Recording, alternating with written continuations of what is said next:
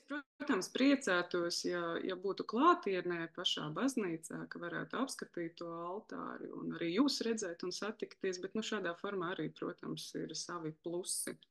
Saiskalne, kā redzam, atrodas zemgalē un pašā Lietuvas pierobežā. Tas ir nozīmīgs katoļu ticīgo centrs un otra populārākā svētceļotāja vieta pēc Aglonas. Vecākais zināmais šī dienama attēls ir šī 866. gada gravīra. Un absolūti neticami, ka tādā nekurienē uzlaists tik gracios un iespaidīgs nams. Šīs grandiozās mūra katedrāles celtniecība Skaistkalnē aizsākās 17. gadsimta 80. gados un tika pabeigta 1692. gadā.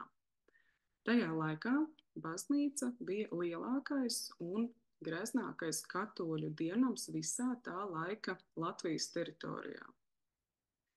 Kā redzam, rietumu daļā paceļās divi vareni barokāli torņi, un mēs jau esam pieraduši pie šāda būvtipa, taču tajā laikā tas bija pirmais šāda veida dienams Latvijas teritorijā.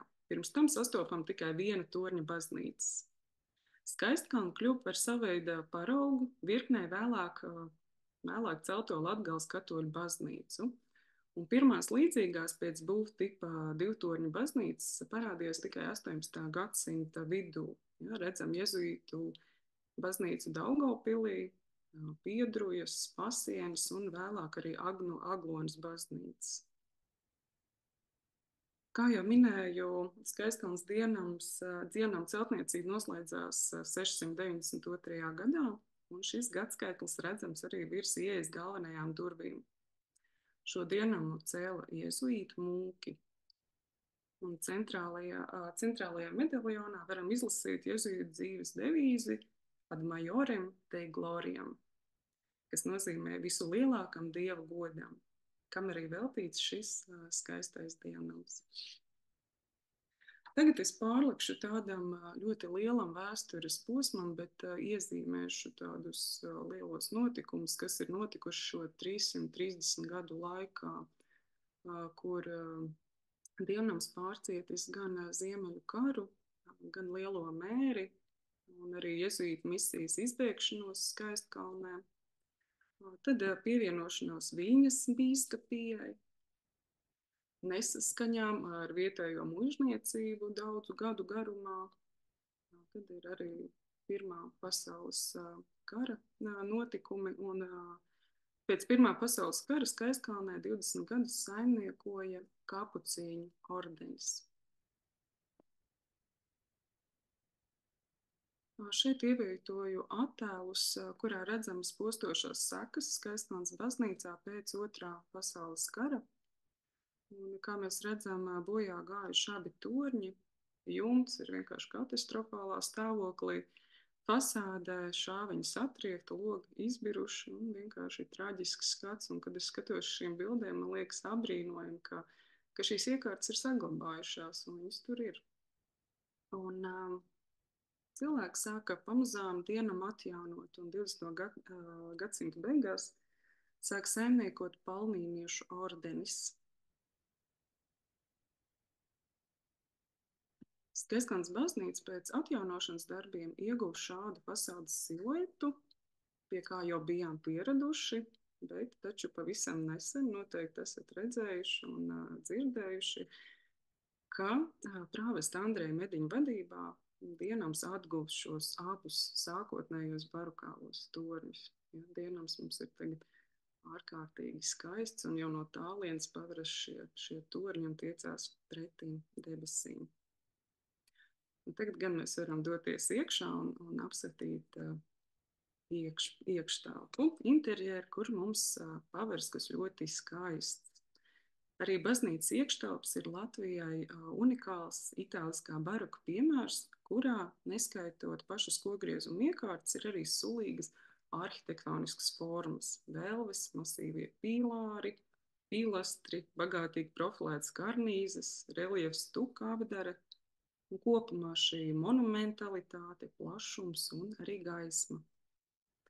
Altārs ir tipisks attīstītā baroka piemērs, kuram savdabību piešķir jezuītu ikonogrāfija.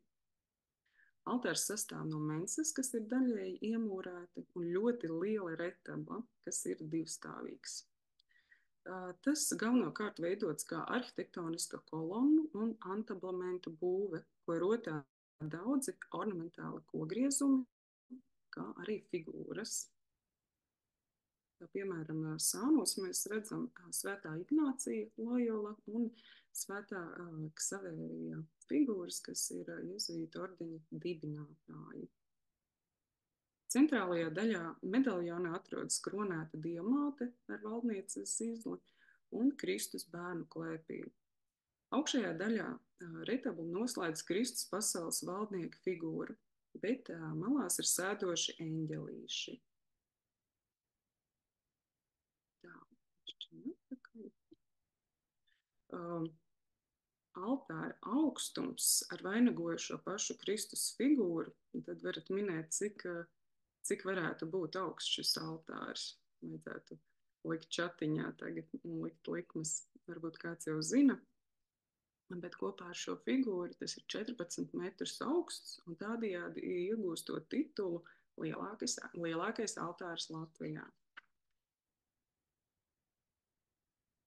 Mums tika dots atbildīgs uzdevums veikt šo iekārtu polihromijas izpēti, lai noskaidrotu, kāda tad bijusi sākotnējā 17. gadsimta oriģinālā apdare, kā arī kādi bijuši uzslāņojumi šo 330 gadu laikā.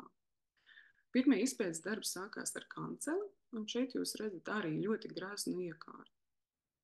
Kanceles korpusu balsta kokā griezta sievietes figūra, ticības alegorija, kuras atribūti ir biķers un svētie raksti. Uzejas margas rotā pildiņi ar ornamentāliem akantu un palmu zariem, bet pašu korpusu rotā diamātes un Kristus krūšu tēli augstcilnī. Starp tiem nolietots eņģeļa figūra apaļskulptūras. Šādi lūk izskatījās šī iekārta kancele, uzsākot izpētes darbu. Šeit ievietoju dažus attēlus tūkskatā, kāda ir šī virsma, un jau novērtējot kogriezumu detaļas tikai vizuāli, varēja secināt, ka kancele vairāk kārtīgi devīgi pārkrāsota un ka virsmas reliefs ir aizaudzis un zaudējot šo kogriezumu smalkumu. Pārkrāsojumi veikti uz virsmas, kur jau ir bijušas slāņu deformācijas, pacēlumi, kā arī izbirumi un slāņu zudumi. Šeit arī dažs uzskats no eņģelīšu figūras.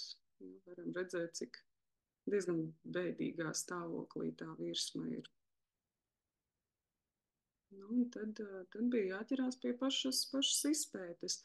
Izpētes darbos tieši pie kanceles man palīdzēja un piedalījās Māja Tirzīte. Es nezinu, vai viņa ir pieslēgusies. Paldies viņai arī par šo darbu, jo kopā, protams, ir pateicīgāk un labāk, kad var pakonsultēties viens ar otru un kas kaut ko pamana vai nepamana un izteikt kaut kādus savus spriedumus, secinājumus. Un, lai noskaidrotu kanceles katras detaļas polihromiju un slāņu chronoloģiju, tika analizēta kopumā ap 70 zonas paraugi. Katram zonējumam tika piešķirts numurs un iegūtā informācija no katras zonas iekļauta dokumentācijā. Principā jūs varētu izvēlēties jebkuru numuriņu, ko mēs varētu apskatīt tuvāk un ko katra zona mums rāda. Es izvēlējos sākt ar šo balsta figūru, ticības alegoriju, un paraudziņš mums numuru 58, kur ir šis tērps. Un konkrētajā zonā tika veikta krāsas slāņu zondāža, kur nelielā laukumā slāni pa slānim noņemti vēlāka laika pārkrāsojumi, šo slāņu stratigrāfiju, šķērsgriezums, jeb, kā mēs to saucam, mikroslīpe, un kur nepieciešams veikt arī virsmas mikroskopiju un fotofiksācija. Atsevišķiem paraugiem šim arī ir ķīmiskās analīzes, lai noskaidrotu šo slāņu sastāvu. Un ļoti vērtīgi arī veicot šo izpēti, ka šīs izpētes metodas ir kompleksā, kura viena otru papildina vai arī rada kaut kādus jaunus jautājumus. Katrā ziņā, paņemot mikroslīpi, tad mums ir arī pierādījums, kādi tad ir šie nākamie slāņi. Un mums galvenokārt interesē svarīgi paņemt ir paraudziņu ar gruntiem, lai uz grunts tad mēs zinām, kas ir pirmie slāņi un tad secīgi nākamie. Ja šeit ir skaists paraudziņš mikroslīpa ar grunti, kur mēs redzam, tur ir tāda neliela sprauga, dzeltenais, viņš ir atdalījies vienkārši. Ja, redzam vismaz 3 slāņu grunti, uz kuras ir tāds sārts slānītis. Un atklāšu jau tagad, ka tas ir poliments. Ja? Tas ir poliments.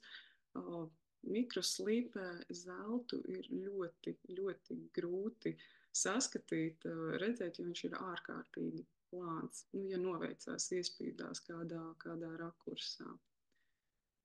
Un tad var salīdzināt ar tavu zondāžu, vai visi ir atsekti. Ja? Virs zeltījuma nāk dzeltenais slānis, tad ir vesela čupiņa zilie slāņi, zaļgans slānis un bēžs slānis.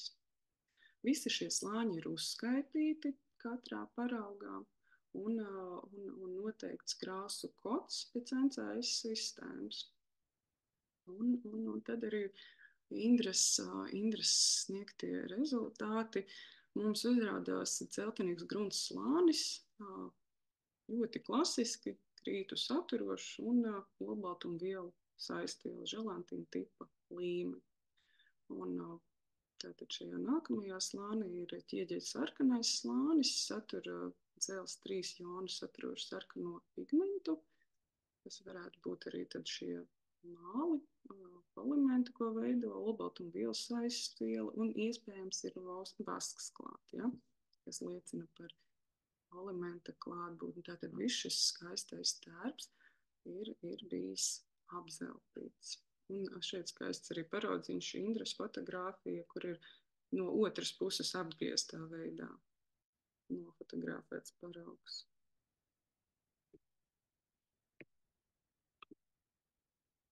Tur viens tūkstotiņš. Nu, redzams arī attēlā, cik sliktā stāvoklī ir zelts un kad ir lieli zudumi un ka tas ir arī stipri bojāts. Šeit daži attēli, kur jau izpētes gaitā jau varēja secināt, ka virsma ir ļoti stipri cietusi un būtībā oriģināls ir saglabājies ļoti fragmentāli, mazu laukumu, saliņu veidā. Mums principā vajadzēja meklēt grunti un tad ar cerību, ka ir arī uz grunts kaut kas no oriģināla. Šis ir pirmais ir drapērijas, ja, te var redzēt, ka tikai padziļinājumā saglabājusies grunts. Un šis paraudziņš ir no Diamātas lakata, kur arī ir atsevišķas šīs saliņas. Piemēram, profiliem arī tikai padziļinājumā ir šī grunts saglabājusies. Ieliku vēl vienu zonu, numur 70, figūras podestam.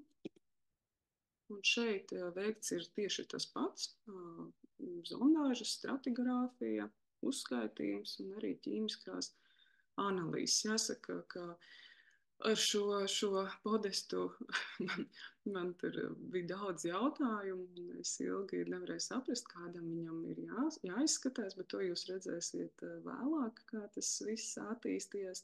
Katrā ziņā šeit jūs redzat tādus jaunāka laika 2 gaišus marmorējumus, kas parādās arī mikroslīpēs. Un tad ir 2 vēlāki, tumšāki marmorējumi, kur ir ārkārtīgi slikti saglabājušies, bet viņi tur ir, to var nolasīt. Šeit ir 2 paraudziņi, kurus jauki var salīdzināt. Apakšējās ir Indras fotografēts. Viņa fotografējas ir viņu nolaužot, ja, nav slīpēta virsma nolaužot, nofotografējas no augšas, un manējais ir tā kā slīpēts.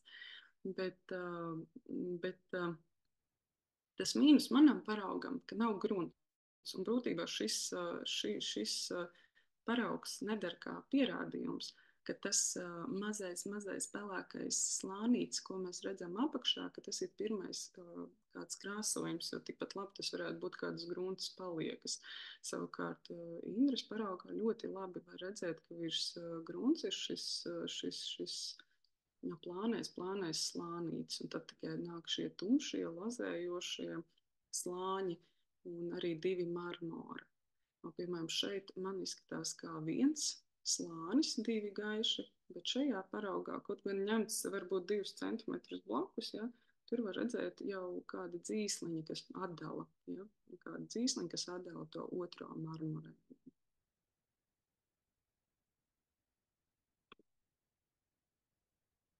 Jā, nākamais man ir no eņģeļa spārniņa. Šeit es tā vienkāršotāk pārskriesim pāri, vienkārši, lai jums ir tāds priekšstats, kādā stāvoklī vispār ir kancela un viss iekārt. Piemēram, spārniņiem grunts praktiski vispār nebija, oriģināls ir zudis, bet kaut kur mazos padziļinājumos, redziet, mazs gabaliņš no grunts ir saglabājies, paraugu bija iespējams paņemt, mikroslīpi uztaisīt, līdz ar to parādās arī šis polimēnta slānītis, līdz ar to ir pierādījums, ka tie arī spārniņi ir bijuši zeltīti sākotnēji. Un mikroskopa attēlā arī var redzēt, ka zelts skaisti iespīdās. Tad ir no diamāts lakata, un tur ir tieši tas pats stāsts. Neliela maza grunts saliņa, ko redzam apakšā, un tad tikai vēlāka laika visi pārkrāsojumi, bet arī redzams šis poliments un zelta paliekas. Kristus tērps arī tieši tas pats. Šeit mikroskopē ļoti skaisti šī klasiskā 3 slāņu grunts. Tepat liekas, ka vēl viens plāns uzpulēta virsma, uz kura ļoti plāns poliments likts. Šajā paraugā ir tā interesanti, ka nākamais, kas ir dzeltens pārkrāsojums, var redzēt, ka dzeltenais krāsojums ir ietecējis iekšā, ir bijusi plaisa jau, un saplaisājusi virsma, kad ir veikts pirmais pārkrāsojums, viņš ir ietecējis iekšā un pat patecējis apakšā, ja, zem parauga. Tad arī var secināt, ka pirmie labojumi jau ir pārkrāsojumi veikti jau uz bojātas virsmas.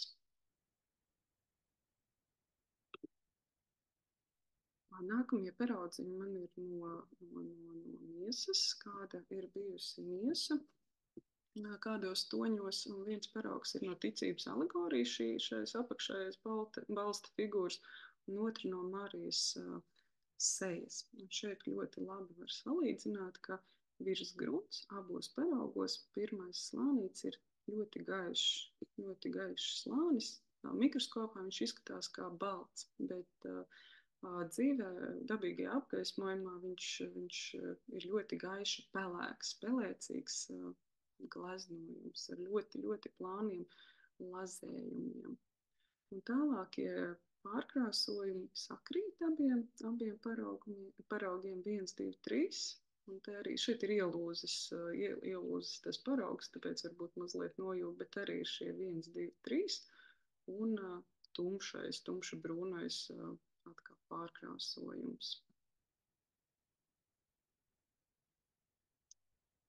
Akantiem ir ļoti līdzīga visa sistēma, un tieši tāpat visur ir poliments, zelts, bet visai kancelē visur virs šī oriģināla nākamais slānis ir zili pārkrāsojumi, tad ir šis beišais pārkrāsojums, un atkal brūnīs.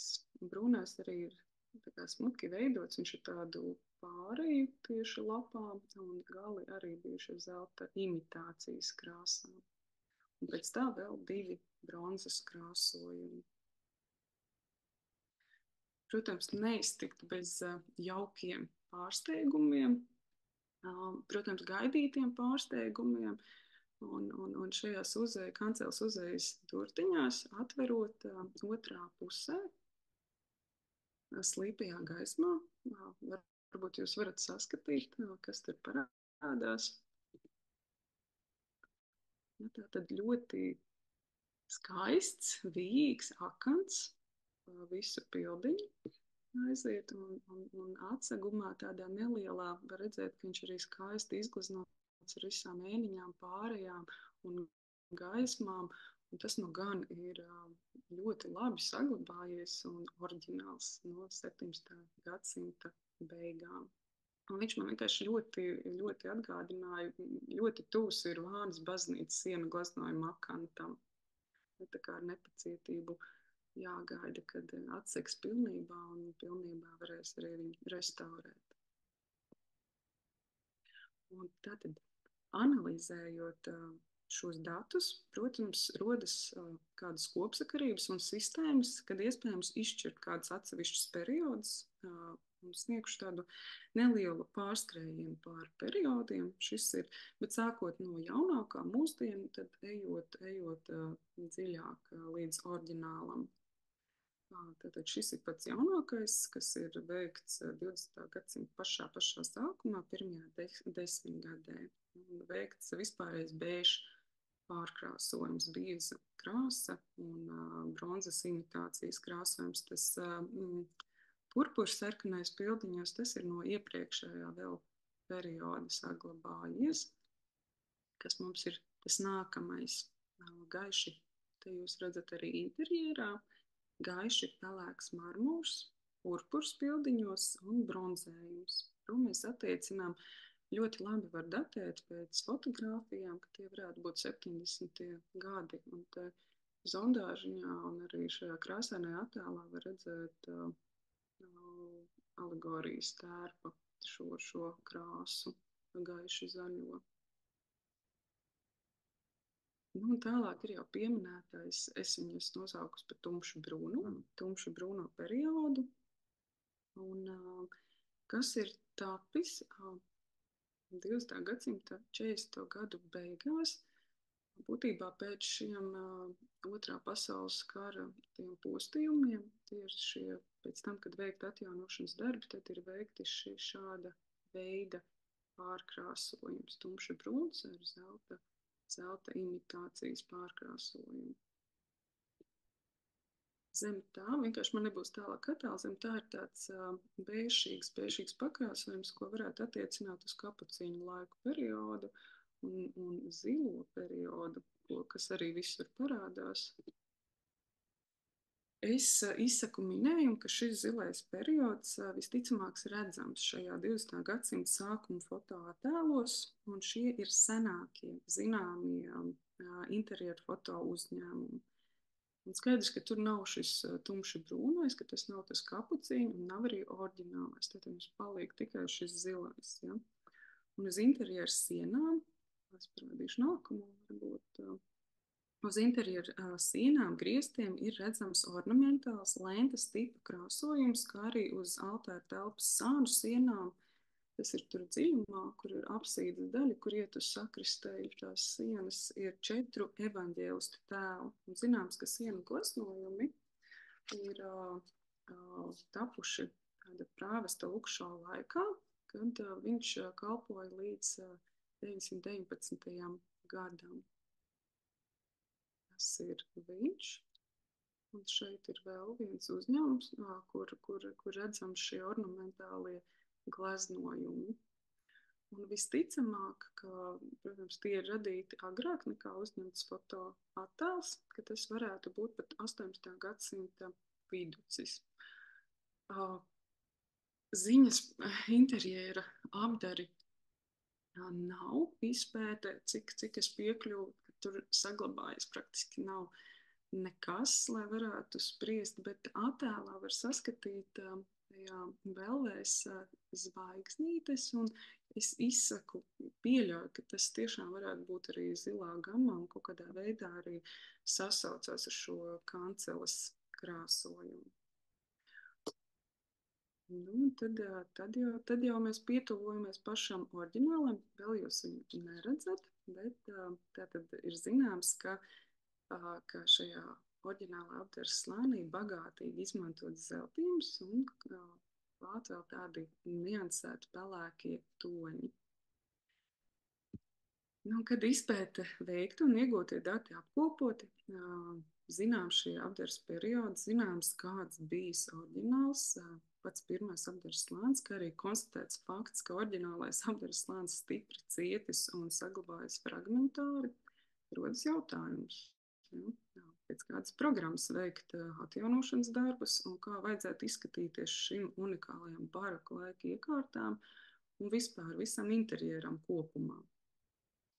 Un, mēs tika sasaukta tāda neliela sanāksme ar pārstāvjiem no pieminekļu pārvaldes, no draudzes. Pieaicināja arī Lansmaņa kungu, kuram šis laikmets ir uz stu, un iepazīstināju ar jauniegūto informāciju, piedāvāju iespējamos variantus, tā skaitā restaurēt kādu no citiem periodiem, kurš saglabājies daudz labāk. Taču diezgan viennozīmīgi tika nolemts, ka jāatgriež pie paša sākotnējā, bagātīgi zeltītā apdares slāņa, kas tik ļoti raksturo un pasvītro baroka laika māksliniecisko izjūtu un organiski iekļausies dienam interjerā. Problēma, protams, bija tā, ka no paša oriģināla saglabājas maz, taču pilnīgi pietiekami, lai veidot ļoti tuvu rekonstrukciju un kur iespējams veikt restaurāciju atsevišķiem fragmentiem. Beigās tika nolemts, ka no virsmas noņems 2 līdz 3 virsējos slāņus, kas arī ir visbiezākie, atstājot neliels laukums šo periodu liecībai. Un tas nepieciešams vienkārši, lai iegūtu piemērotu, vienmērīgu estētisku virsmu, lai uz tās veidotu šo rekonstrukciju. Pēc oriģināla parauga, protams. Un kad viss saskaņots, varēja uzsākt pašus darbus. Tehniski vispirms virsējie slāņi atdalīti mehāniski ar skalpeli, un tad virsma pārslīpēta ar dažādu rupjumu sietiņiem. Virsma atpatekļota un tad nostiprināta ar medium for consolidation. Speciāls adhesīvs, kas paredzēts tieši polihromo koku skulptūru, slāņa stiprināšanai. Nākamais posms, lai panāktu virsmas vienmērīgu padziļinājumu vietas, tika aizpildīts ar bēža tonētu restaurācijas grunti, veikta grunts slīpēšana sausā veidā ar sietiņu veidu smilšpapīriem. Šis process ilgst, viņu vienkārši vairāk kārtīgi vajag atkārtot, jo principā šajā procesā pēc šī procesa virsmai jābūt perfektē, lai uz tā varētu likt zeltu. Ja? Tad jāatkārto pat vairākas reizes, un kā mēs zinām, pamainam gaismu, parādās kaut kas atkal, kāds negludums, kāds padziļinājums, un līdz iegūst šo vienmērīgo virsmu. Tika nolemts veikt zeltīšanu eļas tehnikā. Vispirms veikts pakrāsojums ar eļas krāsu, izmantojot pietuvinātu tonu polimentam. Zeltīšana veikta ar 3 stundu laku, izmantojot 23,5 karātu fiksētu zelta lapiņas. Šeit es ieliku tādus kopskatus šajās dažādās stadijās un kā tas izskatās tagad. Ja šeit jūs redzat, pirms uzsākti šie darbi, tad ir attīrīti šie virsējie pārkrāsojumi. Principā mēs redzam šajā attēlā šo periodu, kas attiektos uz kapuciņu laiku. Tad iekrāsot šīs zeltīņu zonas, un tad jau attēls pēc atjaunošanas darbiem. Šeit ir principā rekonstrukcija. Tālāk būs daži attēli, kur ir šie fragmenti saglabājušies. Šeit uzskats kādam no profiliem, jo tur tiešām vajadzēja pacīnīties, lai tā virsma iegūtu kaut cik estētisku skatu.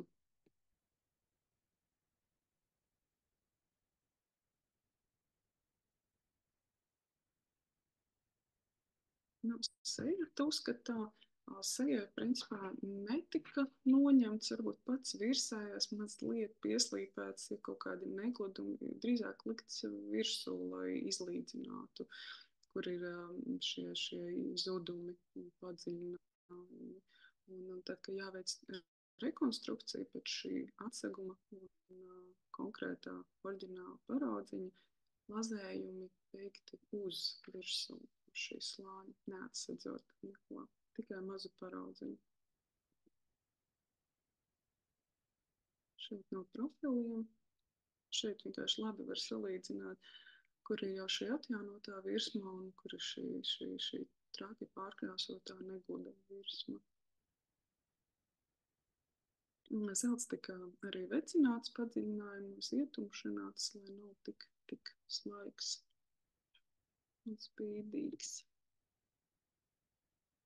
Šeit fotosērija no skulptūras, pateicīgi, ka viņu var pārvietot un darbnīcā darīt darbu. Un tad mazliet to skatām.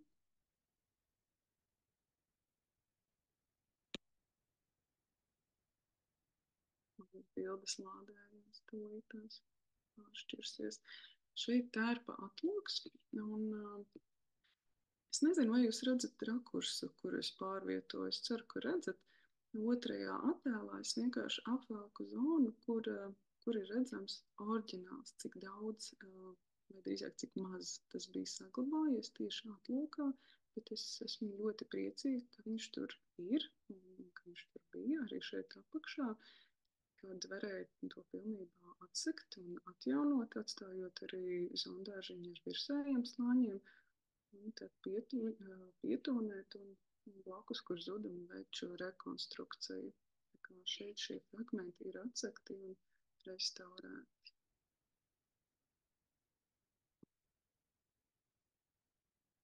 Šeit roka bija veikti pirkstiņi jauni. Pielikti arī koka izgrieztā, kas ir liepas koks un gruntēta, un tad arī pietonēti. Šeit apakšējā lielajā attēlā var redzēt, principā rokā arī viss ticības alegārijai grunts bija saglabājis tikai pašā padziļinājumā gropītē, kur tas oriģināls varēja saskatīt šo miesas pelēko tonīti. Bet, nu, tiešām labi, ka viņš tur bija. Un tad pārējais viss piegleznots pēc šī parauga.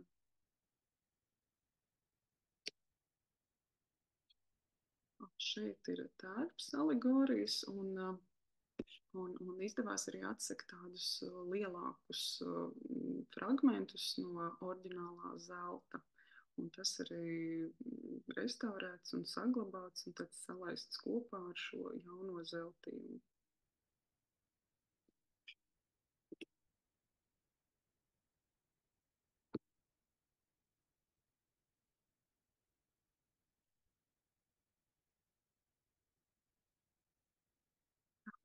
Principā viss ir tas pats, un visur tiek pilnīgi visur atstāts mazie kontrola aukmiņi, zondāžiņas ar oriģinālu pāraudziņu.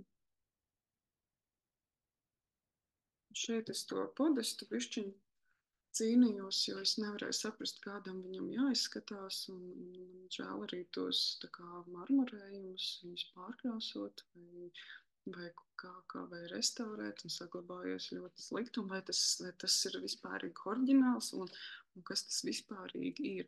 Bet, kad noņēma pirmos virsējos, tos gaišos marmorējumus, ja, tad parādījās atkal mazs pārsteigumiņš. Bet pirms parāda pārsteigumu, jā, šeit ir slaids par to, ka podests ir saīsināts, grīda ir pacelta bijusi, un te var redzēt kādus 7 centimetrus podests ir saīsinājies. Nu, šeit jau mazliet aprises parādās. Kaut kas tur ir, ļoti priecīga, ka kaut kas tur ir, un tur parādījās skaists festoniņš. Tas nu gan atkal ir prieks. Šis ir pilnīgs oriģināls, ko varēja atsekt, ārkārtīgi grūti atsedzams, ļoti plāni gleznots, Un tajās mikroslīpēs, ko rādījām, tas plānais paraudziņš ir šajā gaišajā fonā, kur brīžiem vienkārši viņa nav. Ja? Un var redzēt, ka viņš arī bijis ļoti bojāts. Bet nu, izdevās pamazām atsekt un arī restaurēt šo glaznojumu.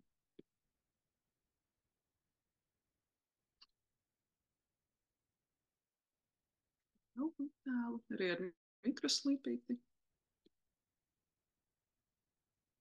Un šāds ir kopskats, ja, uzsākot izpēti un darbus, un kāds ir pašlaik šādā stadijā, ir tagad noslēgušies konkrētā projekta posms, kad ir kanceles korpus atjaunots un visa šī balsta figūra.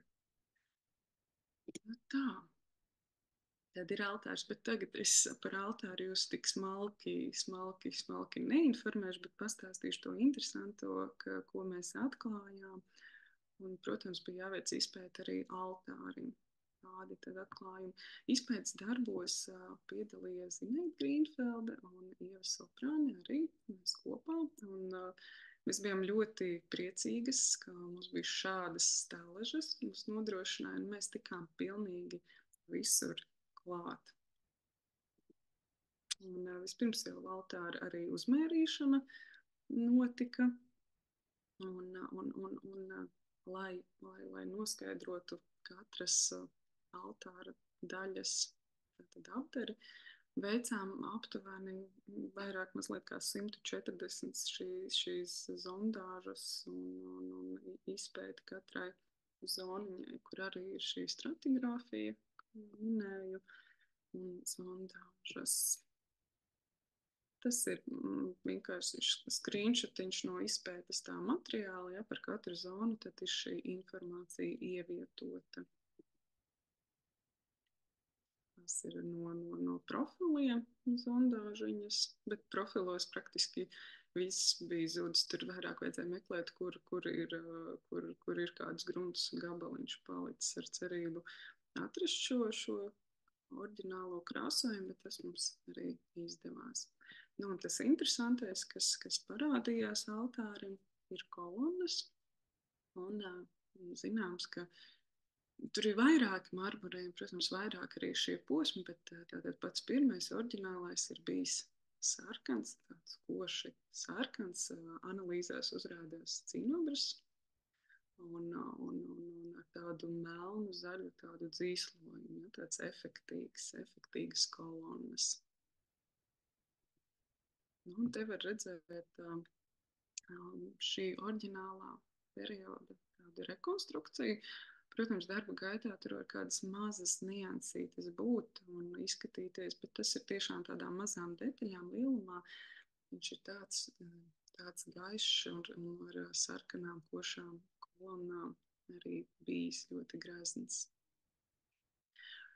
Nu, tā, vēl man ir attēli no pašas konstrukcijas altārim, ja, kāda izskatās altārā aizmugure. Tas ir viss oriģināls. Tas, kas nav oriģināls, ir altāra glezna pati centrā. Un, jā, ir tāda bēdīga ziņa, ka tur tiešām viss ir ķirmju sās. Šīs foto uzņēmums ir augšējā daļā, bet apakšējā daļā turpat vēl vairāk. Un var redzēt tādu intensīvu kustību ar ķirmiem, ka tur parādās mums tās kaudzītes skaidu visu laiku nākās noslaucīt tur kaut ko. Paraksti. Tas ir restaurātoru paraksti, tā viņas jau nosaukuši par restaurātoriem, bet būtībā tie ir veikuši pārkrāsojumus šajos periodos, tad tur arī vieglāk mazliet datēt ir altāri, un var redzēt, ka tie ir lietuviešu meistari. Tā ir interesanti, ka pašas kolonnas viņas un arī figūrām visa iekšpusīte ir tukša, ja, lai nebūtu šis svars. Un vieglāk arī kokmateriāls un tādas viņas izskatās. Ir no virsmas stūskati altārī. Nu tā, noslēgumā es ieliku Lansmaņa kunga komentāru un viņš apstiprināja, ka tāda tiešām varētu izskatīties šī iekārta un apliecināja, ka tas attiecās arī uz baraku laika periodu. Tā kā tā, tas ir ļoti, ļoti īsumā, un tad jau gaidīsim nākamos darbus, kad ķersimies pie altāra un kaut ko sāksim darīt.